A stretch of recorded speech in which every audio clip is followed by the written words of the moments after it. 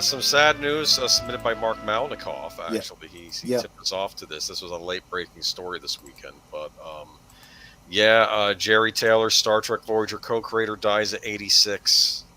Yep. And not everyone was a big Voyager fan when it came to Trek. Voyager was kind of a throwback to the original series, episodic kind of a thing. Right. It also got accused of kind of drawing on the concept of Battlestar Galactica, the ship all by itself trying to get back home, and right. Like the kind of the opposite of the wagon train. Lost in Space. Or Lost in Space, that's another. Too. But be that as it may, it's one of those series that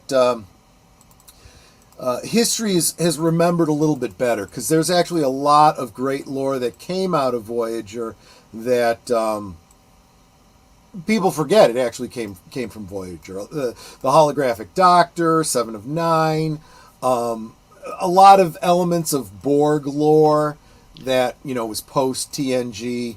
It had a great finale too, as I recall, right? Yeah, I mean, a little controversial in the way you want it to be, because it's not. There after Deep Space Nine, you started to get into a lot of the. I don't want to call it moral ambiguity. It really wasn't. But it would test the audience a little bit. It would challenge you with, do the ends justify the means, the greater good, blah, blah, blah. To survive, do you compromise your principles and things like that? Remember they found another Starfleet ship that was trying to get further ahead by attacking a sentient life form? Yeah, they were literally cannibalizing. Yes. Well, sort of indirectly cannibalizing a life form. Yes. Yeah. And they're like, you cannot do that. Yes. We swear an oath, to give our lives not to do this thing. Yeah, and they're like, well, who are you to judge us? And And now at the end, Janeway in some ways did something controversial. She's breaking time laws. She's saying, exactly. She absolutely does. Okay, so it's going to be another, 10, 15 years before you get home, and there will be casualties, a lot of casualties. And she goes to her past self and says, this is the best way to get home. And I think she gave her past self some technology. You save your... But it's even worse than that, though. Yeah. There was another element there. She was literally lying to her younger self because her primary motivation was she wanted to get Voyager back sooner to save Tuvok, who was dying from some Vulcan malady that he needed treatment for, but they had to get him back to Vulcan before it was too late. And it's like the needs of the one don't outweigh the needs of the many, and I think Tuvok even tried to communicate that to her. But I think of that though, and I think that's a very Kirk thing to do, though, what she was doing there. Think about it. Yeah. That's not what a Picard would do. That's, exactly. Yeah, that's not okay, but I also felt that was, and we always did that, right? We would compare Picard, we'd say something about Picard, Kirk wouldn't do that. And then I loved when people would do that with Sisko, because they actually had an episode with Q saying, Picard never this, that, and the other. And he's like, well, I'm not Picard. It's like, yes. Sisko didn't like Picard. Mm-mm. Well, he had reason. He had reason not to. And that's good writing, right? Because your hero characters don't always need to like each other, because they're gonna have different perspectives. Let's face it. He sees the Sisko. He sees the person for his wife's death. That's what he sees. Exactly. Yes. That's exactly right. Yes. And not only that, but from his perspective, no consequences for it either.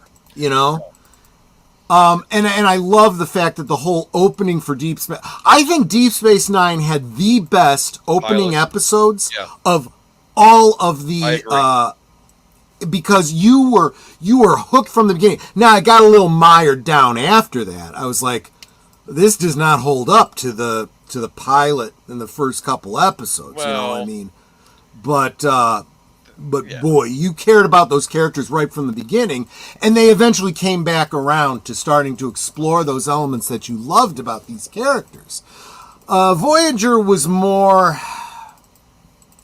you get hooked into these characters, but you very quickly have to change your opinions about the character. You form certain gut instincts about these characters from the pilot episode, but by the end of the pilot episode, definitely into the second episode, the whole paradigm is shifted. They have to work together. They have to change their own opinions of each other. So you have to start rethinking these characters as well. Like I said, it started out great. It kind of went meandering a little bit, but boy, once they brought the Klingons in, the Dominion War, all that kind of stuff, that just shot it up to 11. And it took it to places that no other Trek had been before. There were because now you're... Pardon me? There were actual stakes. Well, an actual war. Yeah. Every other Trek had talked about historic wars, whether real or just the generation before. Yes.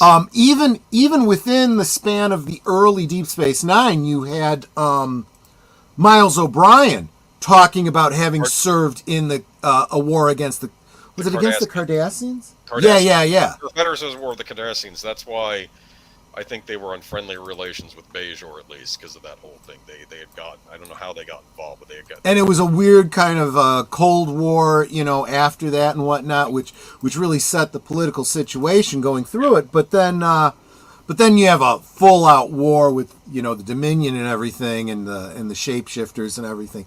That was some darn good television. There was, and I remember the episode where the Obsidian Order and the Tal Shiar joined forces, and they were going to wipe out the Founders. Remember that? Yeah. And then it was like, fooled you, and they get wiped out. And these two big organizations that have been on all the new Trek were gone after that. Remember that? That was That's exactly deal. Right. They were basically their secret police of both societies, right? Romulus and Cardassia. Sorry, spoiler alert if you've not seen Deep Space Nine. This 30-year-old series, if you haven't seen it, Yeah, so there was some good stuff on Deep Space Nine, and even Voyager. I mean, I should go back and rewatch a lot of these old Star Trek shows. I always saw Voyager and DS9 in pieces. Like, I would start watching, then I get interrupted, so I should really just sit them. I got to tell you, the Paramount, you need to go back and do an HD remastering of these shows like you did with TNG. Absolutely.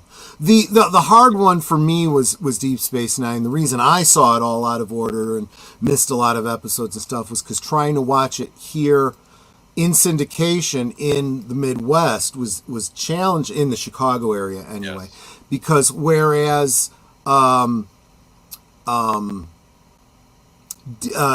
what's it called? Next Gen and Voyager and whatnot were carried on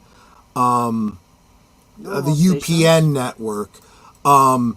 The Deep Space Nine was carried on WGN here, the channel that carried the baseball games.